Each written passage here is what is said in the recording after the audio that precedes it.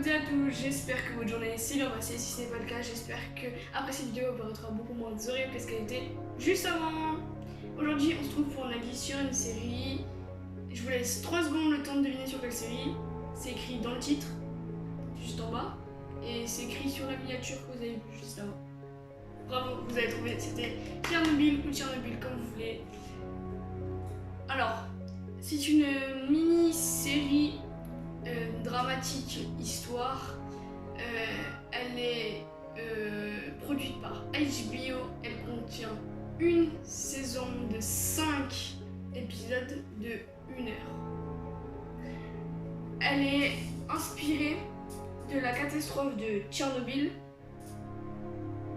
Et juste avant que je vous donne mon avis sur la série, je vais vous rappeler ce qui s'est passé à Tchernobyl. On est le 26 avril 1986, il est 1h23 du matin et 44 secondes, et le réacteur numéro 4 de la centrale nucléaire de Tchernobyl, en service depuis 1983, explose accidentellement lors de la réalisation d'un essai technique. L'énergie libérée par l'explosion entraîne l'émission brutale dans l'atmosphère jusqu'à plus de 1200 mètres de hauteur des produits radioactifs contenus dans le cœur du réacteur nucléaire. Les rejets se poursuivent jusqu'au 5 mai 1986. L'explosion du réacteur 4 fut suivie d'un violent incendie alimenté par la chaleur dégagée et les tonnes de graphite présentes dans le cœur du réacteur. L'intervention des pompiers fut héroïque. Cet accident reste à ce jour le plus grave jamais survenu sur une installation nucléaire civile. Maintenant que je vous ai rappelé ce qui s'est passé, que c'est à nos jours le plus gros incident qui est jamais survenu sur une installation nucléaire civile, je vais vous donner mon avis. Alors, on va commencer par savoir est-ce que ça a été tourné à Tchernobyl, à Pripyat, en Ukraine, où tout ça s'est passé. Alors non, pas vraiment. En fait, c'est la capitale de la Lituanie, Vilnius. Donc le quartier résidentiel de Fabijsko-Smich, désolé si je le dis mal, qui a servi de décor à la ville de Pripyat. C'est la centrale nucléaire d'Anganina, dans le district d'Utah, qui est appelée la sœur jumelle de Tchernobyl, qui a servi de décor pour la centrale nucléaire de Tchernobyl. De plus, cette dernière possède également un réacteur de grande puissance à tube de force, donc comme celle de Tchernobyl. Seules quelques scènes mineures ont été tournées et ont été mises en boîte en Ukraine.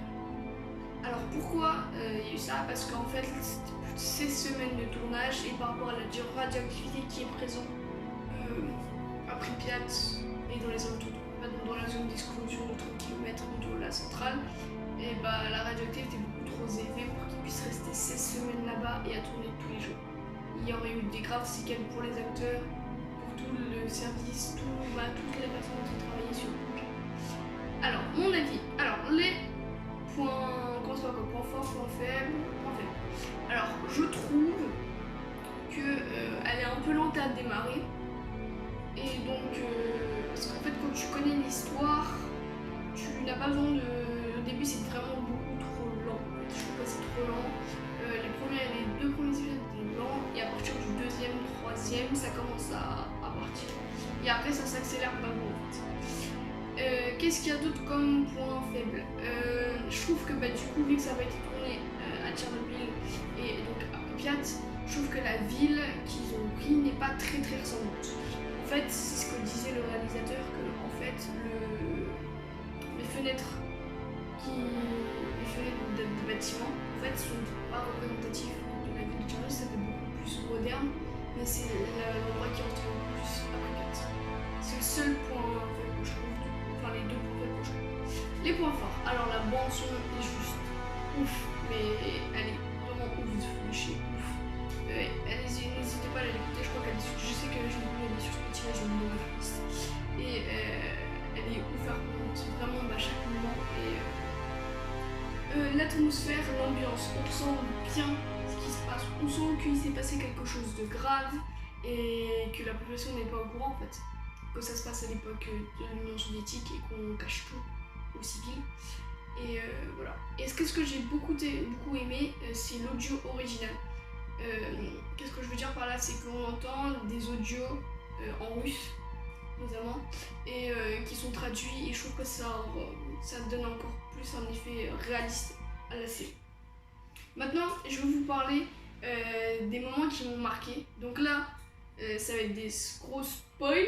Donc si vous n'avez pas encore vu la série, allez vite la voir et après retournez sur ma vidéo. Mais je vais vous donner les moments qui m'ont marqué. Alors je crois que c'est dans l'épisode 3, quand ils vont chercher des mineurs pour pouvoir sauver les nappes phréatiques. Parce qu'en fait, les nappes phréatiques sont en danger et elles risquent d'être contaminées jusqu'à la fin en fait.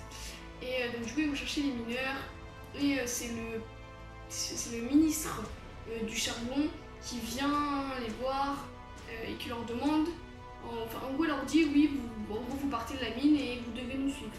Et donc le chef dit que non, il les suivra pas, tant qu'ils ne sauront pas pourquoi. Et donc là il leur explique qu'ils doivent, ils vont à Tchernobyl pour pouvoir sauver les nappes phréatiques. Et en fait c'est un moment qui m'a beaucoup fait rire parce que en fait ils sont tous pleins de charbon. Et donc en fait ils y vont, ils lui tapent tous dessus avec les mains pleines de charbon. Et donc en fait ils se retrouvent avec plein de charbon sur lui et du coup comme on les appelle avec la gueule noire. Et j'ai trouvé ça très drôle et après ils finissent par dire vous ressemblez beaucoup plus à un ministre de charbon. Ça m'a beaucoup fait rire. C'est l'un des seuls moments de la série qui me fait rire parce que c'est pas juste une série drôle mais celle-ci m'a fait rire. Alors il y a un autre moment qui m'a beaucoup marqué, mais cette fois c'était un moment très triste.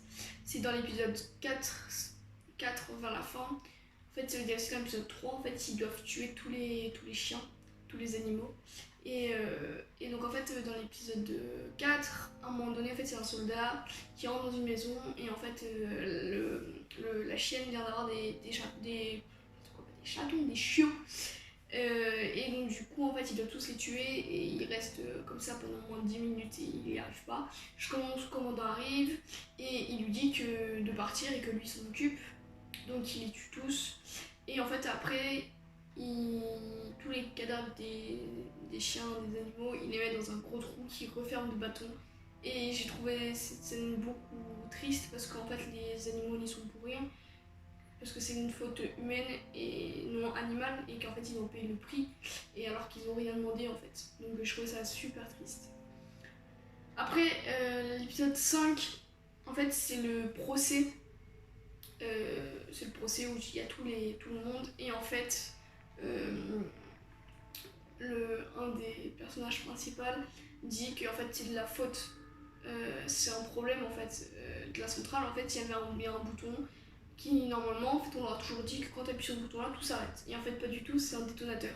Et donc en fait, il le dit, sauf que le problème, c'est que on ne dit pas ce genre de choses à l'époque de l'Union soviétique. Et donc du coup, il le menace et il finit par se suicider 2 ans après.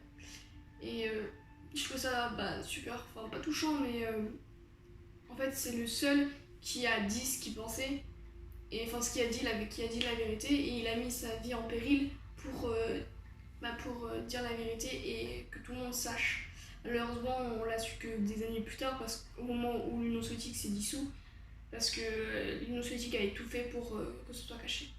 Donc on finit l'épisode 5 sur ça, et en fait on nous explique tout, enfin on nous dit ce que les personnages sont devenus en fait dans la vraie vie. Et c'était très touchant, la musique encore était ouf. Et en fait, toutes les musiques accompagnent vraiment le moment et ça rend le moment encore plus, comment dirais-je. En fait, on a l'impression vraiment d'y être et c'est ouf. Franchement, c'est une série que je vous recommande énormément. Par contre, voilà, si vous êtes sensible, regardez pas tous les passages parce que voilà, il y a des moments un peu qui sont un peu pas choquants, mais voilà, je pense que si vous êtes vous êtes sensible, voilà. Notamment les moments où on voit les pompiers atteints par la radioactivité et qu'on voit qu'ils ont des crevasses partout, qu'ils ne ressemblent plus à rien. Et voilà. En tout cas, c'est une série que je vous conseille énormément. Elle est juste ouf. Il faut la retrouver sur ECS. Et voilà. Donc, je vous laisse pour aujourd'hui. J'espère que vous allez passer un bon moment devant cette série. N'hésitez pas à me dire ce que vous en avez pensé dans les commentaires. Et on se retrouve pour une prochaine vidéo. Au revoir tout le monde.